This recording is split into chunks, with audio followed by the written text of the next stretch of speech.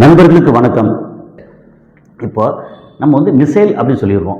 Missile அப்படின்னு ஏவுகணை அப்படின்னா அந்த மிசைல் வந்து என்னென்ன வகையில் இருக்குது அப்படின்னு பார்த்தோம்னா, ஃபஸ்ட் என்ன செய்வோம், பேலிஸ்டிக் ஏவுகணை அப்படின்னு சொல்லுவோம். ஒன்று பேலிஸ்டிக், இன்னொன்று க்ரூஸ் மிசைல், இன்னொன்று ஹைப்பர்சோனிக் மிசைல். நம்ம ஹைப்பர்சோனிக் அப்படின்னு சொல்லிட்டாலே அதிலே ஒரு மீனிங் வந்துடுது. ஓகே, இப்போது ஒன்று நான் வந்து பார்த்துருவோம். இப்போ ஈரானில் பேலிஸ்டிக் மிசைலில் ஒரு நார்மல் பேலிஸ்டிக் மிசைலாக இருக்கட்டும் அல்லது இன்டர்கான்டினென்டல் பேலிஸ்டிக் மிசைலாக இருக்கட்டும், நார்மல் பேலிஸ்டிக் மிசைலுக்கும் இன்டர்கான்டினென்டல் பேலிஸ்டிக் மிசைலுக்கும் என்ன வித்தியாசம்? ஒரே ஒரு வித்தியாசம் தான். 5000 கிலோமீட்டரை தாண்டி போகிறது இன்டர்கான்டினென்டல் பேலிஸ்டிக் மிசைல்.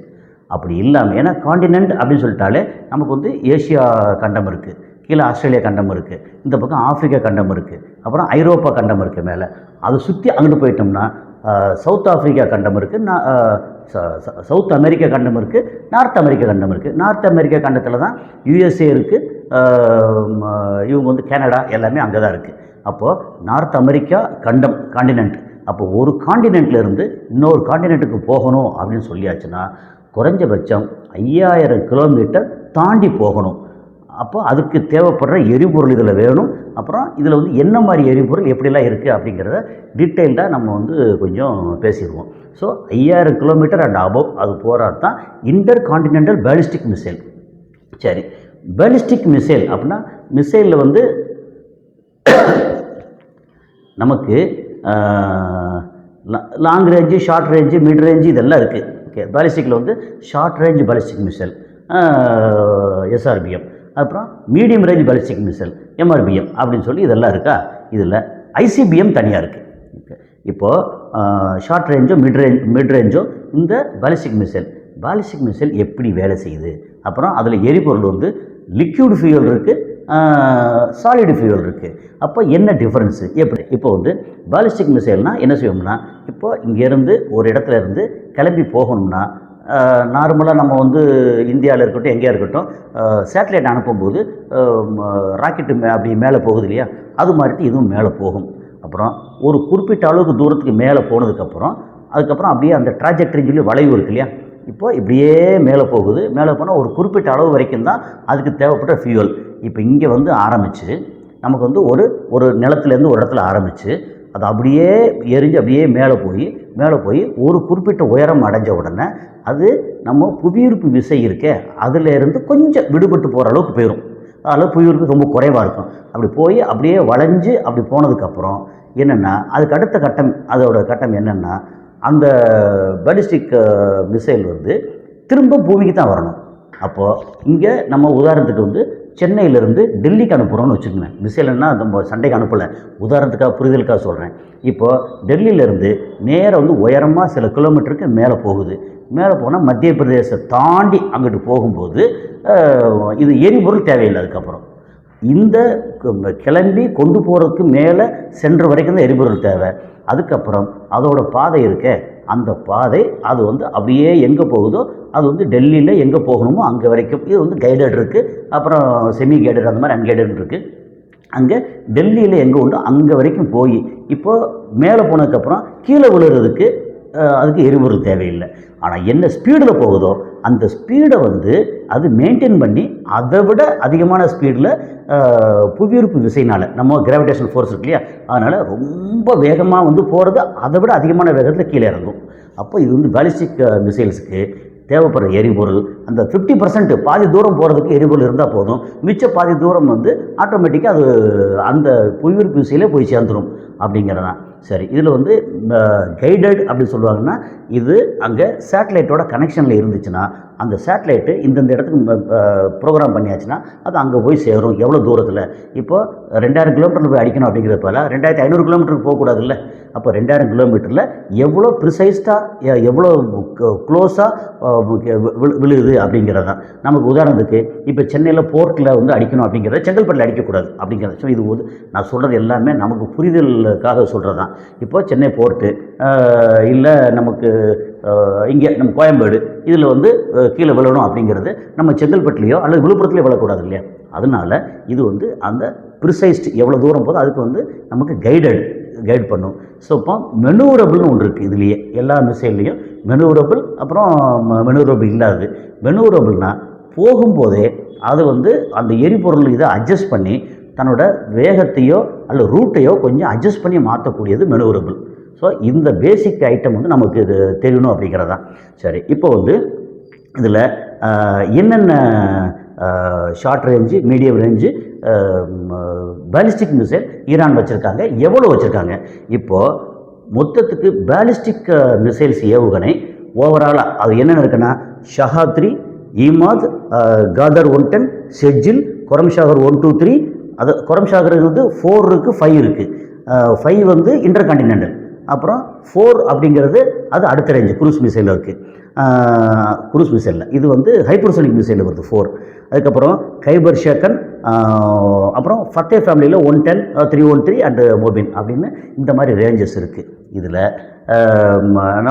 ஓவரால் இதெல்லாம் சேர்த்தா மொத்தத்துக்கு எவ்வளோ இருக்குது அப்படின்னா 6000 மிசைலை தாண்டி அங்கே இருக்கிறதா தகவல். அதாவது நான் வந்து நிறைய அங்கே எல்லாத்தையும் எடுத்து பார்க்கும்போது எவ்வளோ இருக்குது அப்படின்னா மோர் தென் 6000 பேலிஸ்டிக் மிசைல் மட்டும் அங்கே இருக்குது அப்படின்னு தகவல் இருக்குது. 6000 மிசைல் எவ்வளோ பெருசு. இதில் ஷஹாத்ரி அப்படிங்கிறது மீடியம் ரேஞ்சு பேலிஸ்டிக் மிசைல். அது வந்து 1300 கிலோமீட்டர்லேருந்து 2100 கிலோமீட்டர் வரைக்கும் போகும். சரி, அப்புறம் வந்து லிக்யூடு ஃபியூயல், சாலிடு ஃபியூயல் அப்படின்றோம். லிக்விட் ஃபியூயல்னால் என்ன? இல்லை உதாரணத்துக்கு லிக்விட்னு என்ன? நமக்கு வந்து கெரோசின் இருக்கு இல்லையா, அது வந்து ஒரு ஹை ரேஞ்சு அல்லது ஹை ப்ரிசைஸ்டு கெரோசின். நமக்கு வந்து மண்ணெண்ணெய் தான். இது வந்து கெரோசின் அப்படின்னு சொல்லியாச்சுன்னா என்ன பண்ணால் ஹை டென்சிட்டி ரிஃபைன்டு கெரோசின். அது வந்து RP1 high density refined kerosene. இப்போ நமக்கு இப்போ ஃப்ளைட்டில் ஓட்டுறாங்க இல்லையா, அதுவுமே கெரோசினில் தான் போகுது. முன்னாடி ஒயிட் பெட்ரோல் போச்சு, இப்போ வந்து கெரோசின். நார்மல் பெட்ரோல் இல்லை. அது வந்து எப்படின்னா கெரோசின்ங்கிறது நம்ம ஊரில் நார்மலாக இங்கே யூஸ் பண்ணுற ஸ்டவ்வுக்கு யூஸ் பண்ணுற கெரோசின் மாதிரி இல்லாமல் அது வந்து ஹை குவாலிட்டி கெரோசின். கிட்டத்தட்ட அதே தான், அந்த மாதிரி கெரோசின் தான் இந்த ஃபியூயலுக்கு யூஸ் பண்ணுறாங்க. அது போக லிக்விடு ஹைட்ரஜன், லிக்விட் ஆக்சிஜன், அதை வந்து எரிகிறதுக்கு அதை சப்போர்ட் பண்ணுறதுக்கு லிக்விட் ஆக்சிஜன், அப்புறம் லிக்விட் ஹைட்ரஜன், அது ஒரு எரிபொருள் தான். அப்படி வந்து எல்லாம் யூஸ் பண்ணுறாங்க. இது வந்து லிக்விடு ஃபியூயலில் எரிபொருளில். சாலிடுன்னு எடுத்தாச்சுன்னா அதில் வந்து இங்கே அலுமினியம் பவுடர், அது வந்து அலுமினியம் பவுடர் வந்து எரியும்.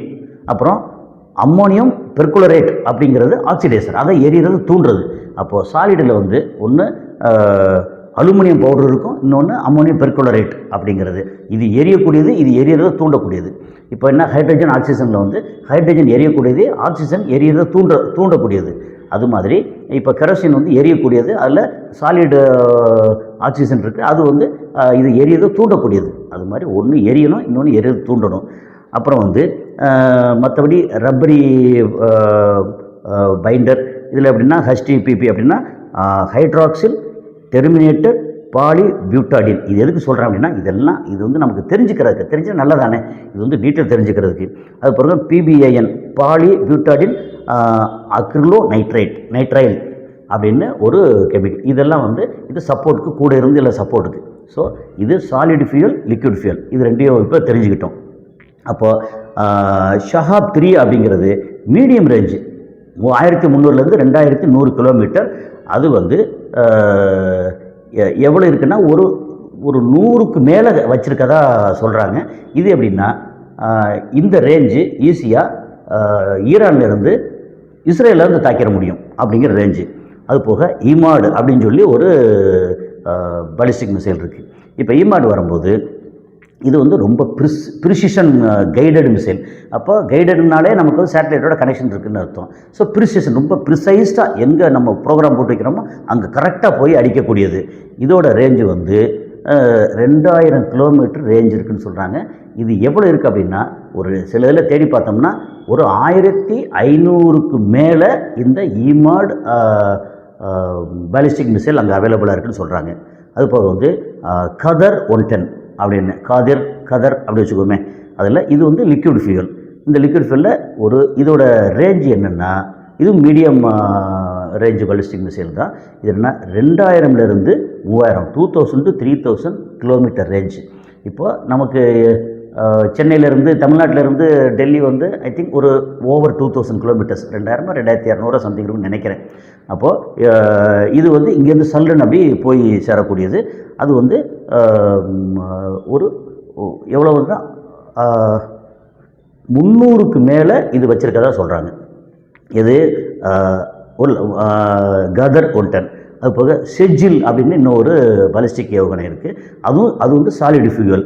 இதில் எப்படின்னா 2 ஸ்டேஜ் சாலிட் ஃபியூல் வரும்போது சிங்கிள் ஸ்டேஜ் 2 ஸ்டேஜ் அப்படின்னு இருக்குது. போகிற போக்கிலே வந்து ஒரு ஸ்டேஜை கழட்டி விட்டுட்டு இன்னொரு ஸ்டேஜில் போகும். அப்படின்னா அதோட வெயிட் குறையும் போது இதோட பவர் அல்லது அதை வந்து ரொம்ப ஜாஸ்தியாக பவர் கிடைக்கும். ஏன்னா ரொம்ப பெரிய விஷயத்தை தூக்கிட்டு போகிறத விட ஒரு இதை கழட்டி விட்டாச்சுன்னா எப்படின்னா மல்டி ஸ்டேஜ் சொல்லுவாங்களே, அது வந்து 2 ஸ்டேஜ் இது வந்து 2000 கிலோமீட்டர்ஸ். இது வந்து எப்படின்னா ஒரு மோர் தென் 500 சிஜில் பாலிஸ்டிக் மிசைல் அங்கே இருக்கிறதா தகவல். இது எல்லாமே கரெக்டாக இவ்வளோ தான் இருக்குன்னு அவங்களும் வெளியிடலை. ஆனால் அங்கேருந்து அங்கங்கே வெளியில் வந்த தகவலை வச்சு அப்புறம் எப்படி பார்த்தாலும் ஈரான் வந்து தகவல் வெளியிடுதோ இல்லையோ, மொசாடு உளவாளிகள் அங்கேருந்து தகவலை வெளியிடுவாங்க. இவங்ககிட்ட இவ்வளோ இருக்குது. ஆக்சுவலாக 3000க்கு மேலே தான் மொத்தம் பாலிஸ்டிக் மிசைல்ஸ் இதெல்லாம் இருக்குதுன்னு பார்த்தா, ஆனால் இவங்க கொடுத்துருக்க தகவல் எப்படி மொசாடு உளவாளிகள் கொடுத்துருக்க தகவல் இல்லை அங்கே மோர் தென் 6000 இருக்குது அப்படின்னு அதில் ஒன்றொன்னா கொடுத்துருக்காங்க.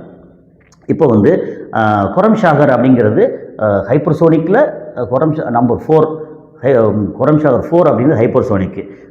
கொரம்ஷாகர் 5 அப்படிங்கிறது இன்டர்கான்டினென்டல். அது மோர் தென் 12,000 கிலோமீட்டர்ஸ் போகிறது. இப்போ கொரம்ஷாகரில் 1, 2 and 3 இந்த 3 எடுத்தோம்னா இது வந்து பாலிஸ்டிக் மிசைல் தான்.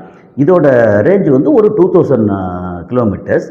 ஆனால் இதில் ரொம்ப முக்கியமானது என்னென்னா, இந்த வார்ஹெட்டில் நுனியில் வந்து அந்த மண்டையில் இது வச்சுருப்பாங்கல்ல, வெடிபொருள் வச்சுருப்பாங்க இல்லையா, அந்த வெடிபொருள் வந்து கெப்பாசிட்டி எவ்வளோ, 300 கிலோவா 500 கிலோவா 1000 கிலோவா எவ்வளோ எடுத்து கொண்டு போகும். ப்ளஸ் வந்து இது வந்து மல்டிபிள் வார்ஹெட்.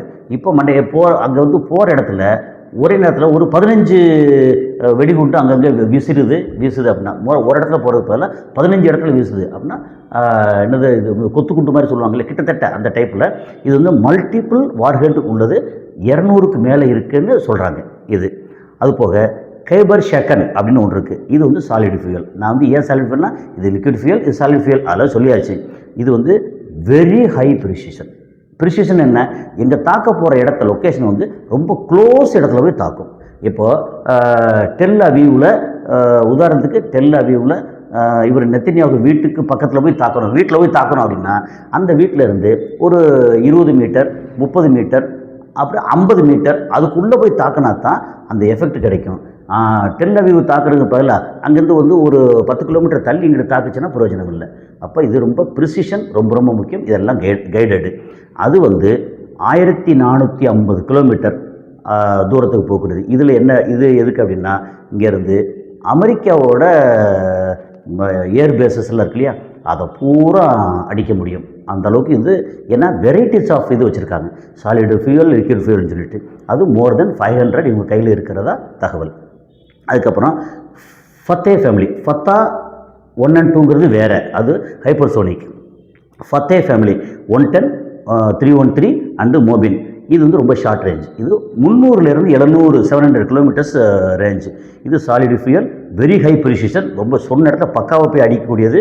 இதில் இன்னொரு பெரிய இது என்னென்னா, இது ரோடில் வந்து வண்டியில் கொண்டு போய் அங்கங்கே அடிச்சு விடலாம். இப்போ நிறைய வீடியோக்குள்ளே நம்ம பார்த்துருப்போம். என்னென்னா, வண்டியில் வந்து பெரிய ட்ரக்கு மாதிரி போகும், அது அப்படியே மேலே அப்படியே உயரம் வந்தோடனே சல்லுன்னு கிளம்பும். அப்போது ரோடு மொபிலிட்டி உள்ள இது வந்து ஃபத்தே ஃபேமிலி. ஓகே, அது எவ்வளோ இருக்குது அப்படின்னா, இந்த ஃபத்தே ஃபேமிலி மட்டும் 3000க்கு மேலே இருக்கிறதா தகவல். ஃபத்தே ஃபேமிலி இது வந்து ஷார்ட் ரேஞ்ச். ஓகே, அது வந்து எப்படின்னா பக்கத்தில் இதில் ஈராக்லேயோ அந்த பக்கம் இது அந்த ரேஞ்ச் 700 கிலோமீட்டருக்கு ரேஞ்சுக்குள்ளே எங்கெங்கே இருக்கோ அதை பூரா அடிக்க முடியும் அப்படிங்கிறது இதோட ரேஞ்சு. அதுக்கப்புறம் கியாம் 1 அப்படிங்கிறது வெரி ஷார்ட் ரேஞ்சு. அது ஒரு 700லேருந்து 800 700 to 800 கிலோமீட்டர் ரேஞ்சு. அது வந்து ஒரு மோர் தென் 1000க்கு மேலே அங்கே இருக்கிறதா தகவல். அதுக்கப்புறம் ஹஜ் காசிம் அப்படின்னு ஒரு பாலிஸ்டிக் ஏவுகணை இருக்குது. அது வந்து சாலிட் ஃபியூவலில் மீடியம் ரேஞ்ச், அது 1400 கிலோமீட்டர். அது எவ்வளோ இருக்குதுன்னு சொல்கிறாங்கன்னா 2000க்கு மேலே வச்சுருக்காங்களாம். அடுத்த வெரைட்டி என்ன, ஹைப்பர் சோனிக். இப்போ சோனிக் அப்படின்னாலே சவுண்டோட வெலாசிட்டி அப்படிங்கிறதா. இது வந்து கொஞ்சம் நல்ல சுவாரஸ்யமான கொஞ்சம் விஷயம் தான். இப்போது சவுண்டோட ஸ்பீடு, நம்ம இப்போ பேசுகிறோமே, இந்த சவுண்டு வந்து ஒரு மணி நேரத்துக்கு எவ்வளோ தூரம் போகும் அப்படின்னா 1235 கிலோமீட்டர் per hour.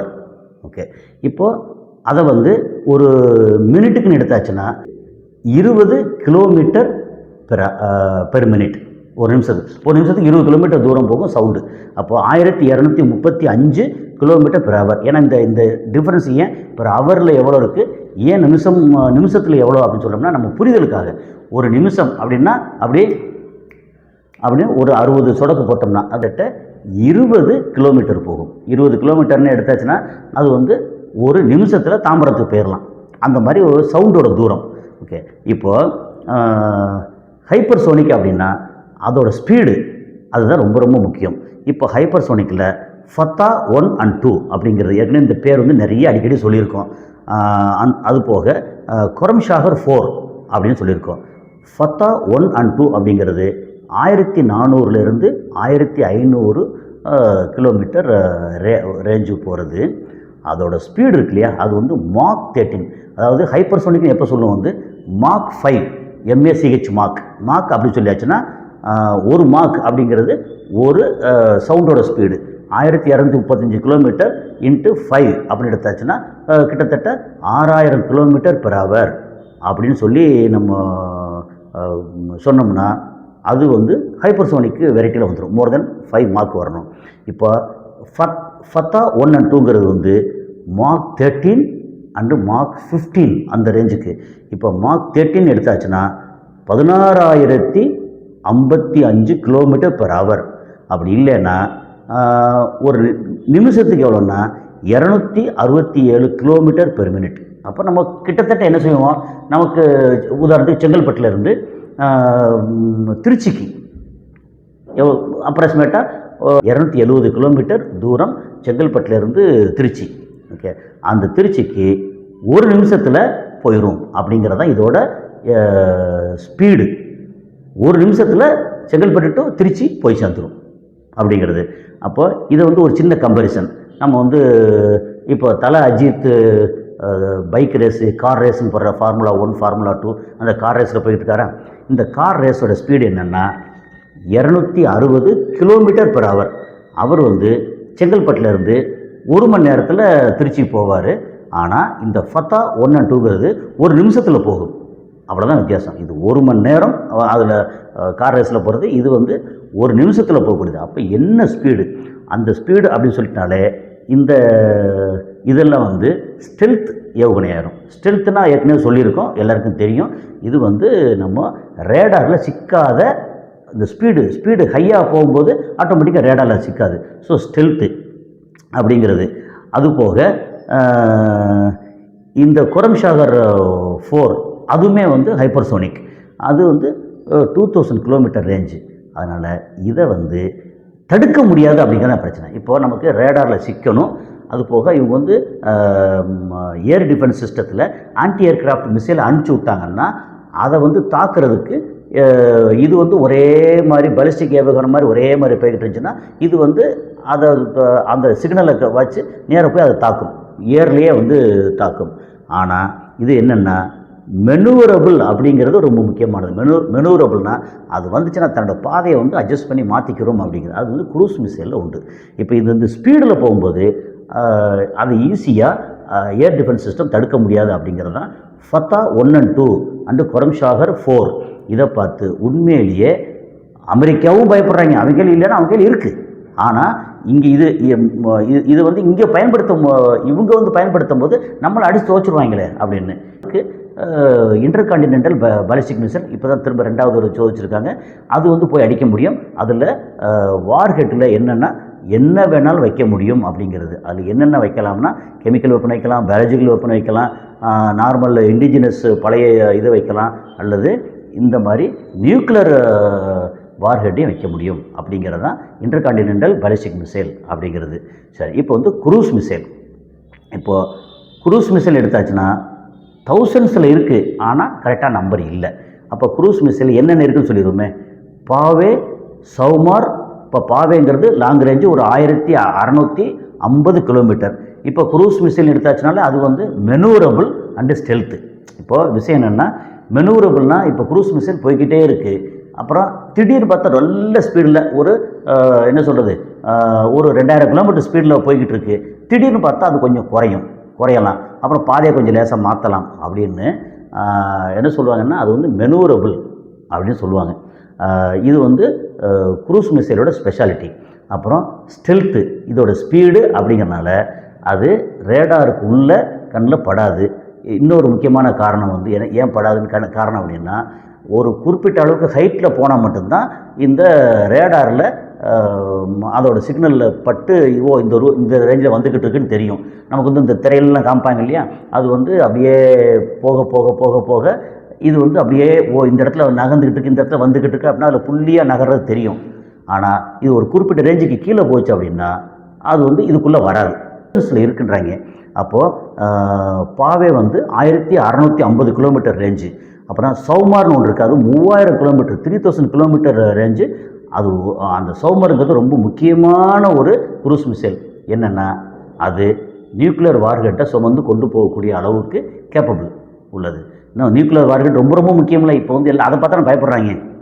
அதுக்கப்புறம் அபு மஹதி அப்படிங்கிறது ரொம்ப இது வந்து ஸ்பெஷல். என்னென்னா நேவல் குரூஸ் மிசைல். ஸோ இது மற்ற எல்லாம் லேண்டில் இருக்குது அப்படின்னா இது வந்து கடல் சம்மந்தப்பட்ட நேவலில் குரூஸ் மிசைல்.